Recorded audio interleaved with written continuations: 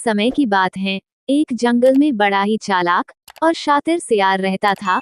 वो जंगल के हर छोटे और कमजोर जानवर को पकड़कर खा जाया करता था।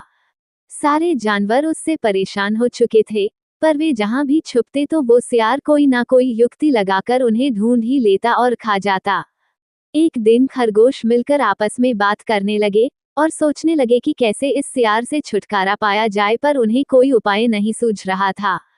दिन प्रतिदिन उस सियार का आतंक बढ़ता ही जा रहा था। एक दिन जंगल में जोर से किसी ढोल बजने की आवाज आने लगी। सारे जानवर सोच में पड़ गए कि जंगल में आखिर ढोल बजा कौन रहा है। किसी को कुछ समझ नहीं आ रहा था, तो सब ने सोचा कि वो ढोल के आवाज का पीछा करेंगे और पता लगाएंगे कि आखिर ये सब हो क्या रहा है। सारे जानवर मिलकर उस ढोल की आवाज का पीछा करने लगे और उनके पीछे पीछे चालाक सियार भी उनका पीछा करने लगा। जब वे सब जंगल के अंदर पहुंचे तो उन्होंने देखा कि ढोल वही था, पर वो अपने आप कैसे बज रहा था। किसी को समझ नहीं आया, शायद वो कोई जादुई ढोल है।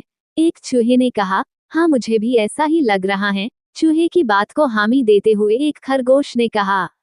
सारे जानवरों ने ये तय किया कि वो ढोल को करीब से देखकर पता लगाएंगे कि आखिर ये जादुई ढोल यहाँ आया कैसे।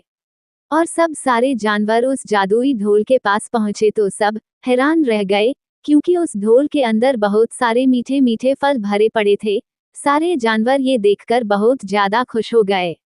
चूहे ने झूमते हुए कहा कि हमारे हाथ तो खजाना लग गया है, अब उन्हें कभी भी खाने की कमी नहीं होगी। सारे जानवर खुशी से झूमने लगे, पर उन्हें कहाँ पता था कि वो चालाक सियार उनकी सारी बातें सुन रहा था और वो तो उस जादुई ढोल को चुराने की योजना भी बना चुका था। वो बस इस मौके की फिराक में था कि कब ये सारे जानवर सो जाए और उसे मौका मिल जाए उस जादुई ढोल को चुराने का, और उसे वो मौका रात को ही मिल गया। सारे जानवर उस जादुई ढोल के मीठे मीठे फल खाकर चैन की नींद सो गए। सियार ने जब देखा कि अब ढोल के आसपास कोई नहीं, तब वो जादुई ढोल के पास गया और उसे चुराने के लिए उसे उठाने लगा। उसने जैसे ही उस जादुई ढोल को उठाया, तो उसके नीचे एक झाल बिछा हुआ